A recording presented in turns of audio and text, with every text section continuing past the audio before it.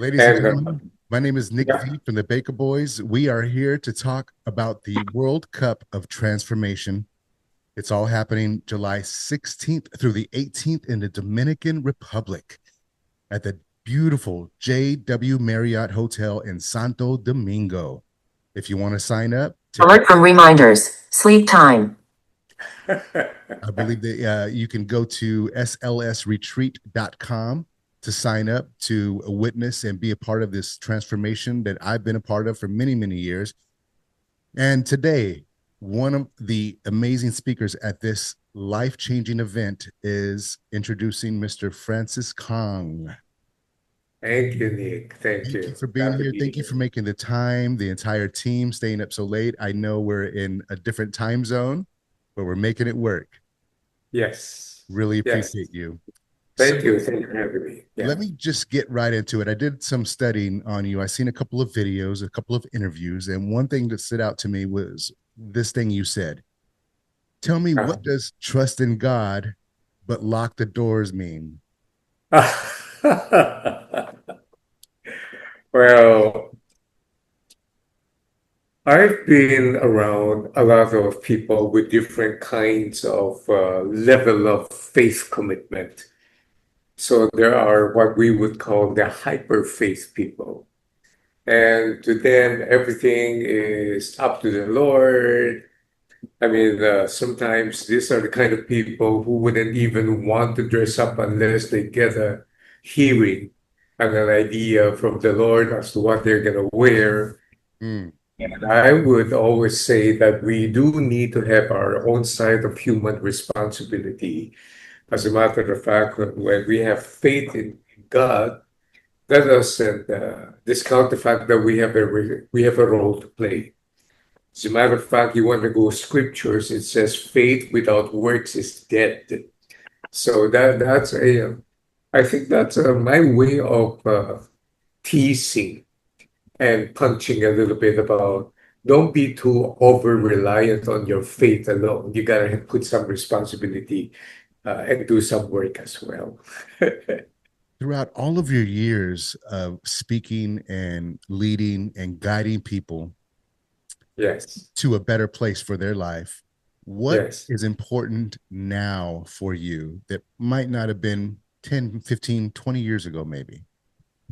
Oh, 15 to 20 years ago, because my area of competence is always on the area of leadership, personal development, and human behavior. 15 to 20 years ago, you can take your sweet time in slowly adjusting to the situational changes. Today, recently, when I stood in front of the top management team of a huge telecom company in the country, the first words they heard me say, I didn't even say good morning, thank you for having me. The first words I said were, don't blink. The moment you blink, things are changing already.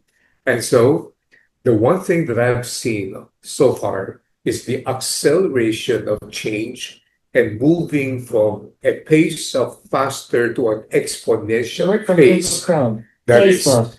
is so scary. As a matter of fact, we need to have agility. We need to have the quickness of heart and mind, and to understand and to accept the changes that's happening all over us. That's the major change. That's the major thing I've seen now. Yeah.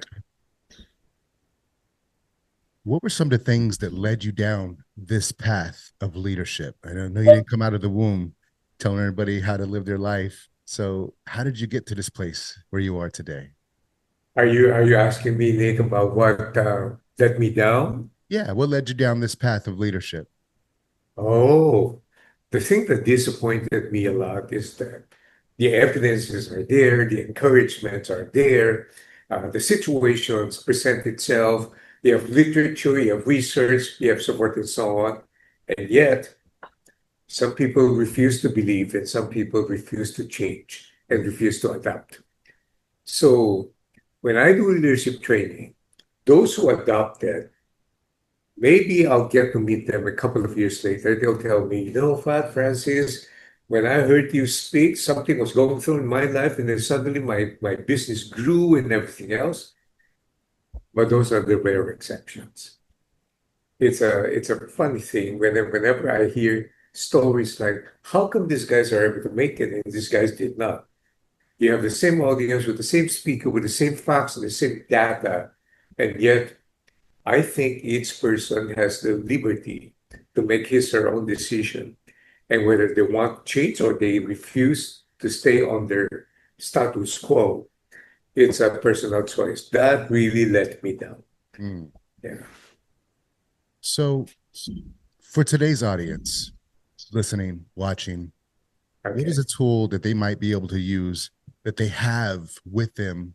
They might not even know that they might not even have to go to Dominican Republic or to find one of these speakers, one of these people that have so much knowledge. What do they have right now? One thing that they can use to start changing their life. I would call that potential. What they have is potential within themselves. And in all my years of doing training and speaking, reading a book, listening to a seminar, or even you go to church, listen to a pastor presenting a message. Sometimes, or maybe most of the times, they're boring. Yeah. But if there's just one sentence there that touches the head and the heart, and Alert it from Google hooks, Chrome, and Facebook. my computer wants to participate in our meeting. Yeah. That's how potentially gifted it is.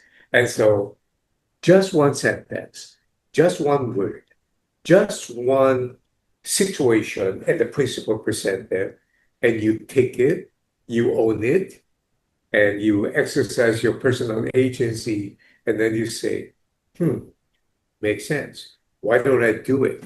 Mm. That potential has to be unleashed. Now that potential has to be done. So nobody's going to Dominican Republic without that potential. Everybody has it.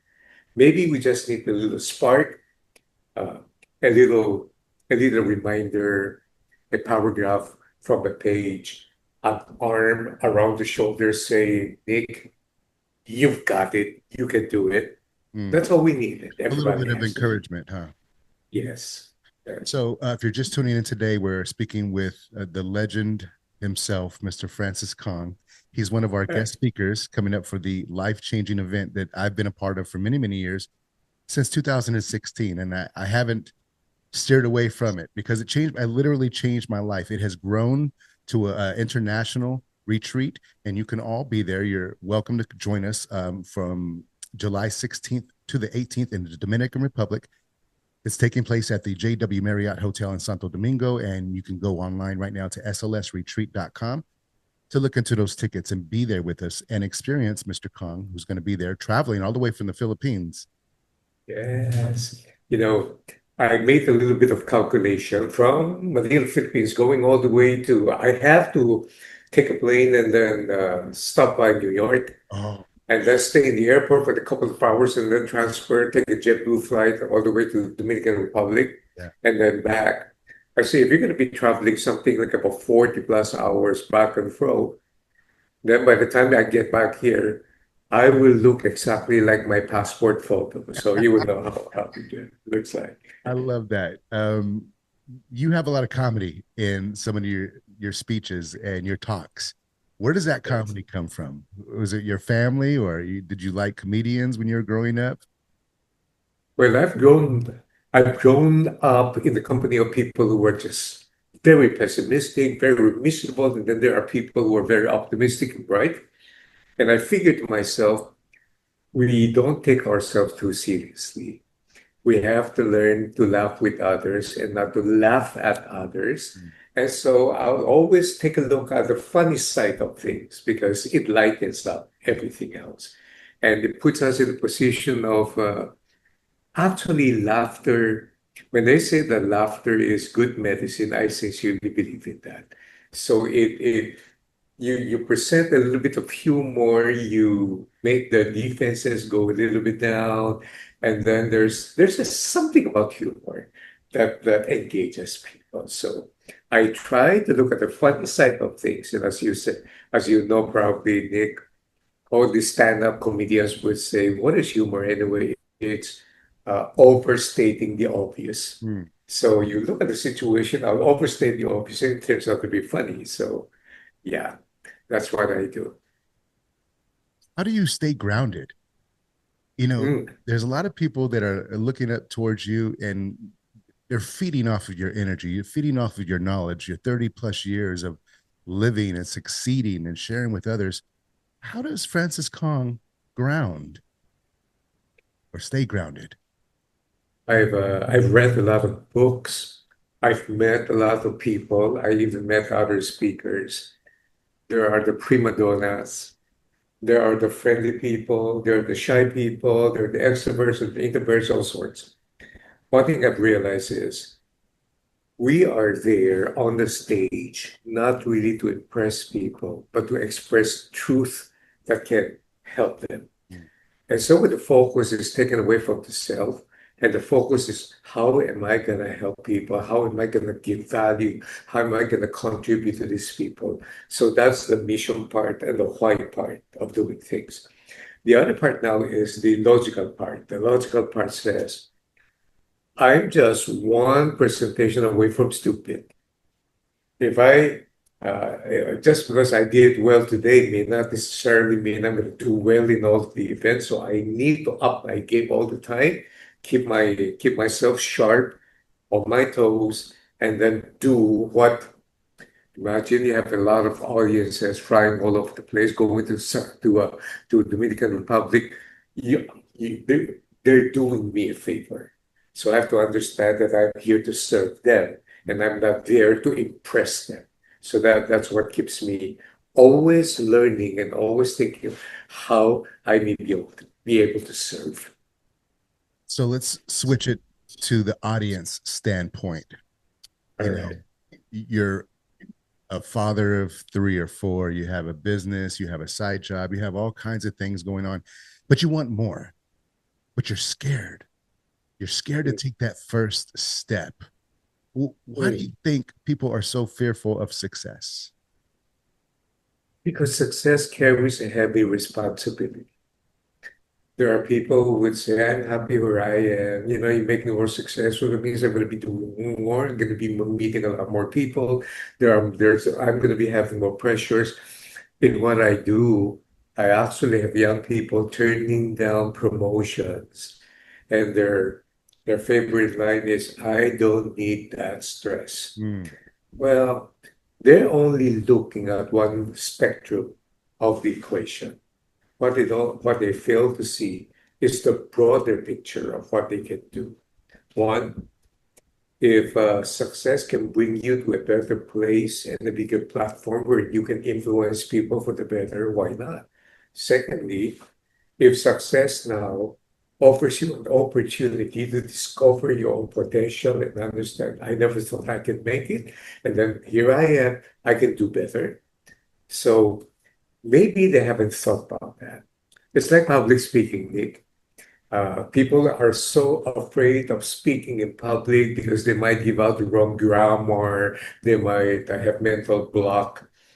Uh, what they don't understand is the more you do it, the more you get used to it, the more you sharpen it, and the more you realize that words carry power and can transform lives. So if you take a look at the bigger picture, the logic of that says, success is not about me, but success is about making me more influential so that I can help a lot more people. like that.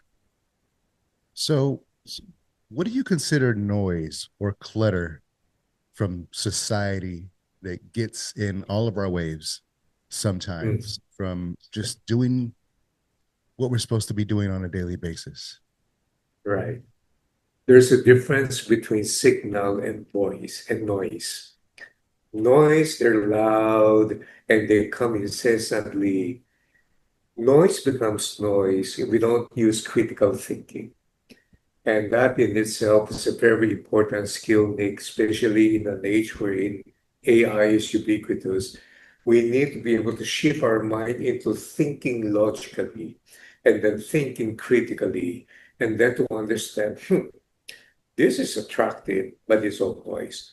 This is signal. It brings us to something closer to reality, and it deserves our attention. So it's a constant processing of the mind. But the moment, Nick, here's the funny thing.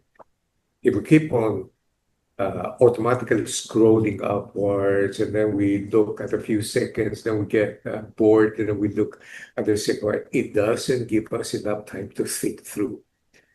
So then we're fascinated with noise. We miss all the signals. I can see that happening. I'm guilty. I'm totally guilty. All of us are.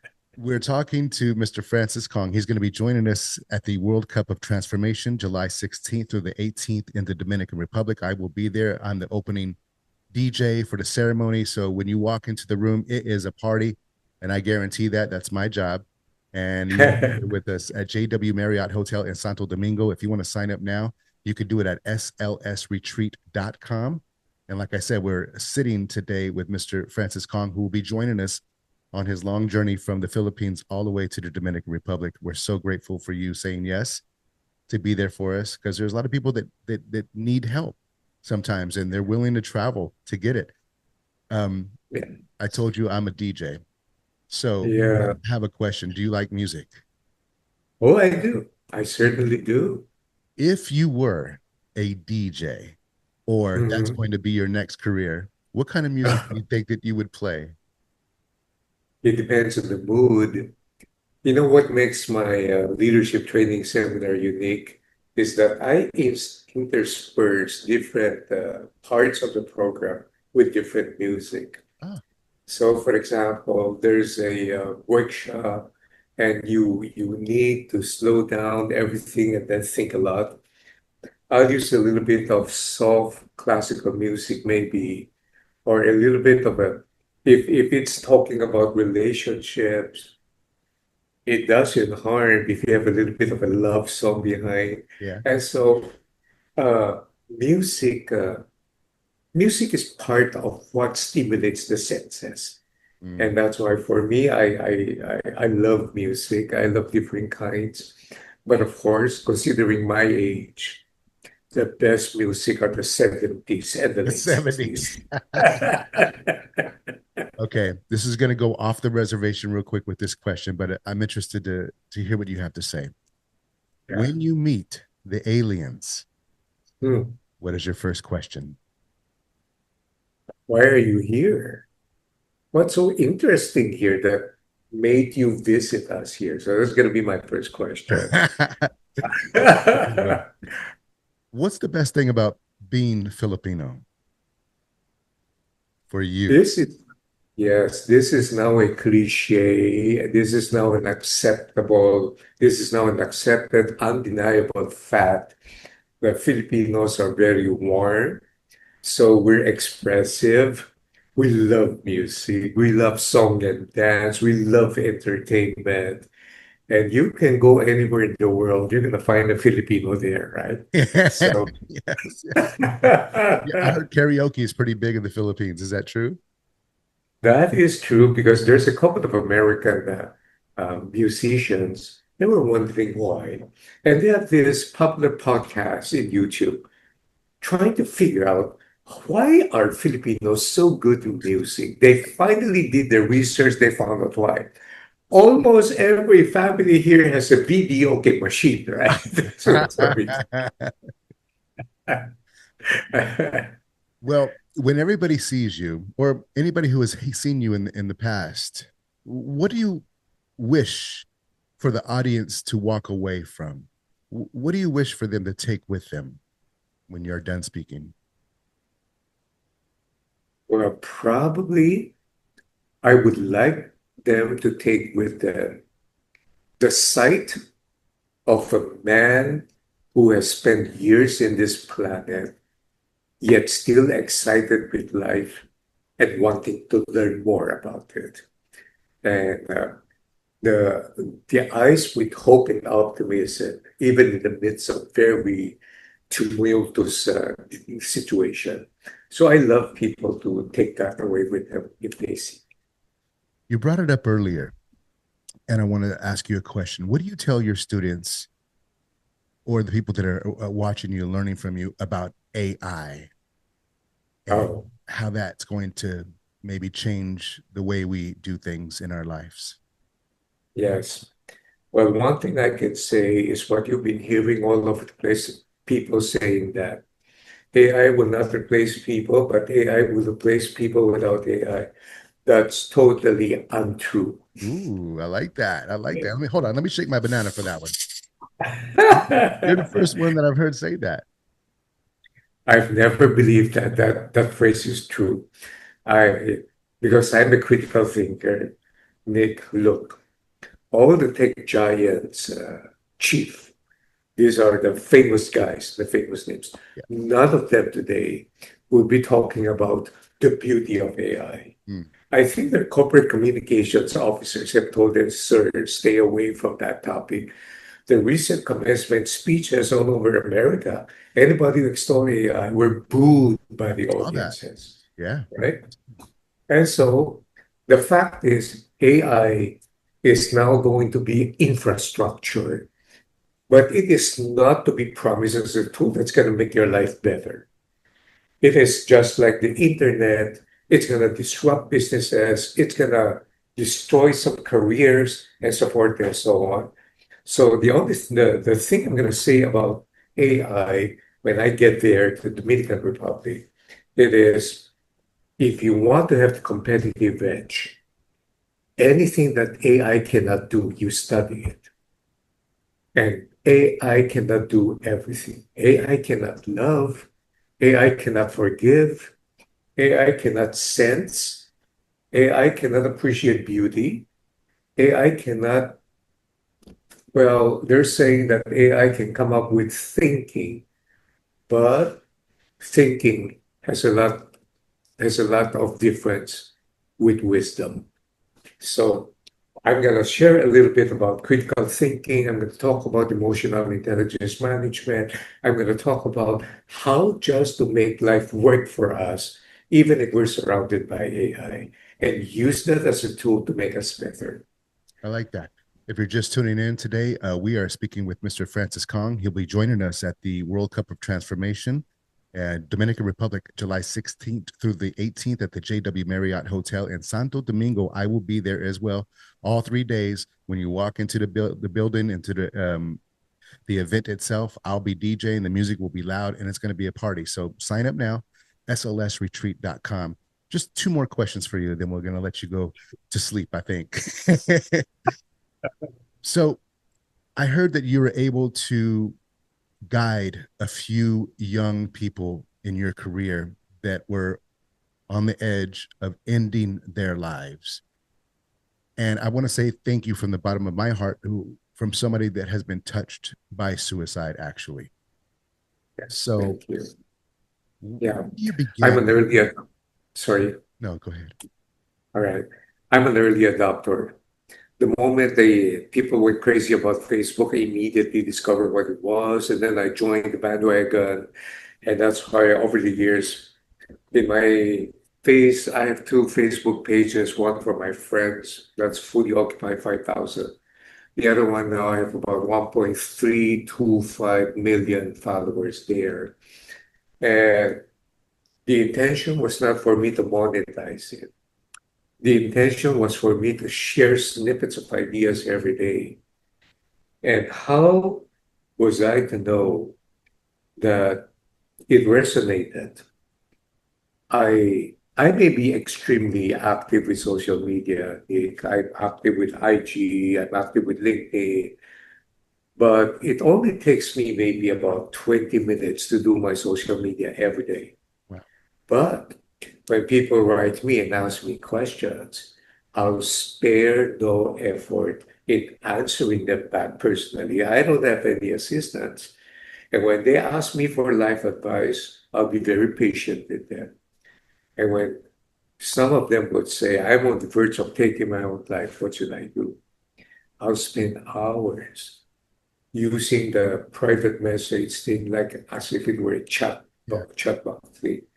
And we'll talk about it. And throughout all these years, I've practically talked to about 9 young people who wanted to take their own lives. I've met four of them in person. One of them, I never met that girl, but in one of the big audiences when I was speaking, I saw somebody running on the bleachers, went down to where I am and requested, "Can I hug you?" I said, "Of course." I said, "You don't know this, but you literally saved my life because I was one. I asked you whether I should end my life or not, and you helped me through it." Yeah, so for me, monetization, that's easy. But influencing lives, that's a privilege. And that's priceless. So thank you That's for right. that. Yes, thank you. Before we let you go, if Americans are thinking about moving to the Philippines, what are maybe two things they better get used to? If America were to think of, Moving to the oh, Philippines. get used to our food Lumpia. and get, yeah, we have adobo now is very popular in the US. So we're food-loving people and get used to all the rackets and the noise because people just love to get together in houses. Okay. Yeah.